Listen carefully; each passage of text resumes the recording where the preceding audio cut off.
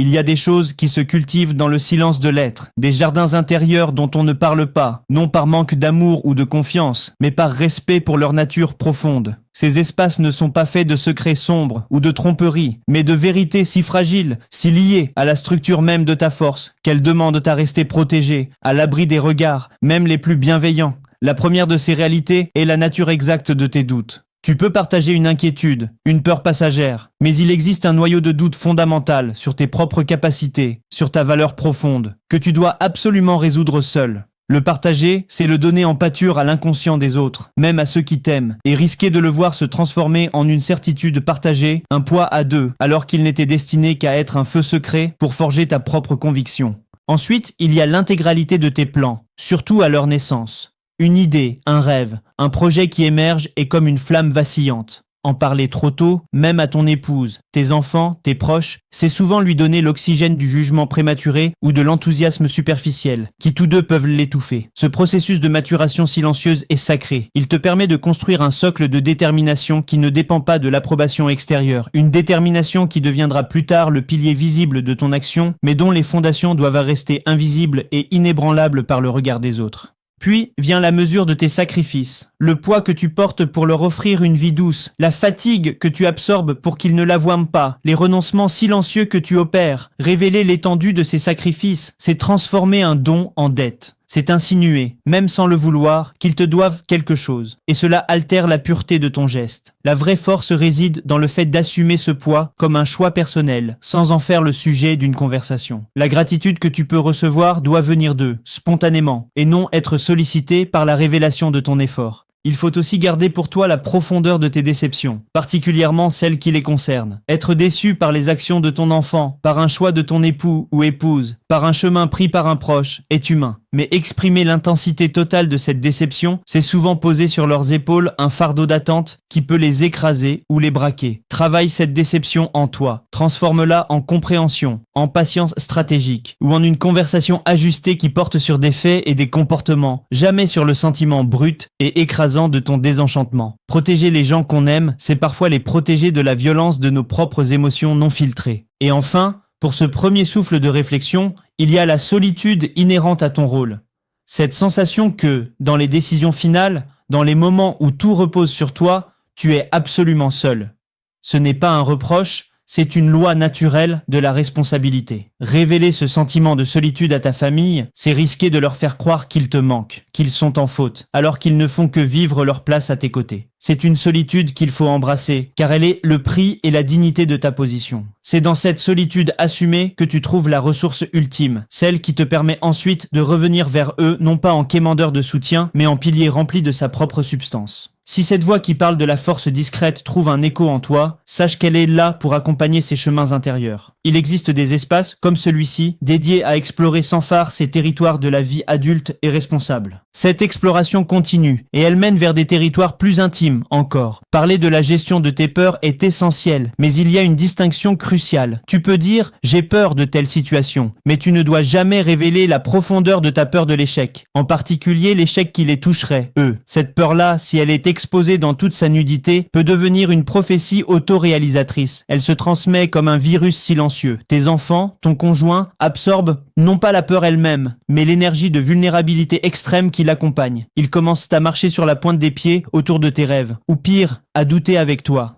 Garde cette peur raw, cette peur primitive, confinée à ton laboratoire intérieur. C'est là que tu dois la disséquer, l'analyser et la transformer en paramètres de prudence, en vigilance accrue, jamais en un spectre partagé qui hanterait votre foyer. De même, il y a le détail de tes calculs financiers pour l'avenir, le cadre général, oui, les objectifs, peut-être, mais l'étendue précise de tes inquiétudes chiffrées, le scénario du pire que tu modélises dans ta tête pour parer à toute éventualité, cela reste ton fardeau à toi. Le partager, c'est imposer à ta famille le poids de l'insécurité que tu portes justement pour qu'ils n'aient pas à le sentir. tu es le pare-choc. Montrer la tôle froissée, le métal qui a plié, cela effraie les passagers. Ton rôle est d'absorber le choc et de garder l'habitacle intact, c'est-à-dire leur sentiment de sécurité et de stabilité. La pression que tu ressens doit se transformer en silence, en une détermination plus forte, en un plan B plus solide, pas en un sujet d'angoisse collective. Vient ensuite un point subtil, l'étendue de tes compromis moraux ou éthiques, même minimes, faits pour leur bien-être. Ce petit arrangement avec ta conscience, cette vérité légèrement édulcorée, cette règle que tu as contournée non pour ton profit égoïste, mais pour leur faciliter les choses, pour les protéger d'une dureté inutile du monde. Révéler ces petits écarts, c'est briser l'image de cohérence et d'intégrité qui pour eux est un point de repère fondamental. Cela sème une confusion inutile. Pourquoi nous avoir menti ? Serait la question, même si ton intention était pure. Certaines flexibilités que tu t'accordes dans la grisaille du réel doivent rester dans l'ombre, car elles servent à préserver la clarté de la lumière dans laquelle tu veux qu'il marche. Et puis, il y a l'intensité de ta lassitude, celle qui touche au rôle même de pilier. Tu peux dire que tu es fatigué, que tu as besoin de repos, mais tu ne dois jamais laisser transparaître la lassitude d'être celui sur qui tout repose. Le fatigue du rôle de père, de mari, de roc. Cette lassitude-là, si elle est exprimée, est entendue comme un rejet, même infime, de la responsabilité elle-même, donc d'eux. C'est une émotion à traiter dans l'arène de ton propre recueillement lors de tes moments de recentrage. La confronter en silence, c'est lui retirer son pouvoir. En parler, c'est risquer de le donner aux autres, de le graver dans la dynamique familiale. Tu te renforces en la traversant seul, et c'est cette force renouvelée, et non le récit de ta lutte contre l'épuisement du devoir que tu leur offres. Enfin, pour ce second moment de réflexion, il y a la nature de tes regrets les plus personnels. Pas les regrets partagés, mais ceux qui concernent des choix fondamentaux de ta vie, des chemins non pris, des versions de toi-même que tu as laissées de côté. Évoquer cela avec ta famille, c'est introduire un fantôme dans la maison. Si j'avais fait ceci, alors notre vie serait différente. Même si ce n'est pas dit, c'est entendu. Cela peut instiller, chez ceux qui t'aiment, un sentiment de culpabilité indirecte ou un doute sur la légitimité de votre vie commune. Ces regrets sont ton matériau de croissance intime. Ils t'appartiennent. Leur alchimie doit se produire en toi pour en extraire de la sagesse, pas de la nostalgie toxique. Protège tes proches de l'ombre de ces vies parallèles qui n'existent pas. Le présent que vous construisez mérite d'être habité sans la compétition silencieuse de fantômes. Et nous arrivons ainsi au cœur du sujet, là où le silence devient la plus haute forme de responsabilité. Il y a l'évaluation constante, presque impitoyable, que tu fais des personnes qui t'entourent, y compris de ta famille. Pas l'amour, qui lui est inconditionnel, mais l'évaluation de leur caractère, de leur résilience, de leurs limites. Tu vois les fragilités de ton conjoint, les points de friction potentiels chez tes enfants, les failles dans l'armure de ceux que tu aimes. Exprimer ouvertement cette cartographie critique, c'est briser la confiance et fausser la relation. Ton rôle n'est pas d'annoncer leur vulnérabilité, mais de les connaître pour mieux les protéger, pour ajuster ton soutien sans jamais humilier, pour être un filet de sécurité invisible, qui permet à chacun de croire en sa propre force. Cette connaissance reste ta boussole intérieure, jamais un outil de jugement verbalisé. Vient ensuite le degré de ta satisfaction ou de ton insatisfaction dans les différents rôles que tu joues, la mesure exacte dans laquelle le rôle de père, d'époux, de pourvoyeur te comble, ou parfois te pèse. Il y a une alchimie complexe là-dedans, un mélange de joie profonde et de lourdeurs inévitables. Avoir des moments de doute sur l'épanouissement que tu y trouves est normal, mais en faire le sujet d'une conversation, c'est risquer que l'autre entende. Ce que je fais pour toi, avec toi, ne me suffit pas pleinement. Cela introduit une dette émotionnelle insoutenable. Tu dois régler ce compte avec toi-même, trouver tes sources de reconnexion et de sens à l'intérieur même de ces engagements, sans en faire porter le poids à ceux qui en sont les co-auteurs. Ta quête de sens à l'intérieur du cadre familial est un voyage solitaire dont tu ne ramènes que les fruits, jamais les récits des terrains arides traversés. Un autre territoire réservé est celui de tes mécanismes de défense les plus anciens, ceux forgés dans l'enfance ou lors de blessures antérieures. La façon dont tu te mets en retrait, la colère froide qui peut surgir, cette forteresse intérieure dans laquelle tu te réfugies.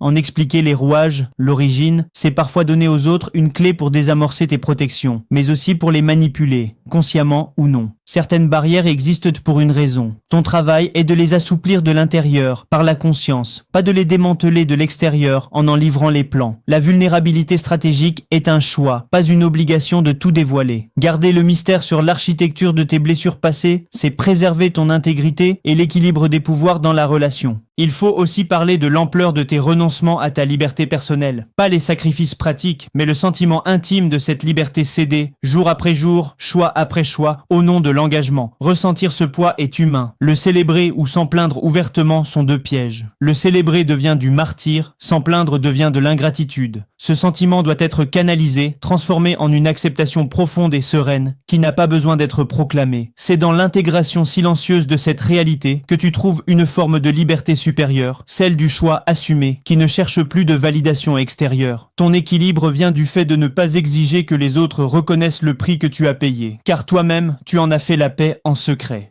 Enfin, le dernier secret, peut-être le plus fondamental, est celui-ci. Tu n'as pas toujours toutes les réponses. Tu doutes, tu improvises, tu fais parfois semblant d'une assurance que tu n'as pas pour offrir un cap clair. Montrer l'étendue de cette incertitude, c'est ébranler le navire. Ils ont besoin de croire, sinon en ton infaillibilité, du moins en la solidité de ta direction. Cette confiance est un pilier. Révéler qu'il est parfois fait de suppositions et d'espoir, et non de certitudes de granit, peut créer une anxiété diffuse. Ton devoir est de puiser dans tes ressources, de consulter ton intuition, de prendre la meilleure décision possible avec les informations que tu as, et de la présenter avec une clarté qui inspire confiance. Le processus chaotique de la décision, ces doutes tortueux, restent dans la salle des machines. Sur le pont, c'est la sérénité et la direction qui doivent prévaloir.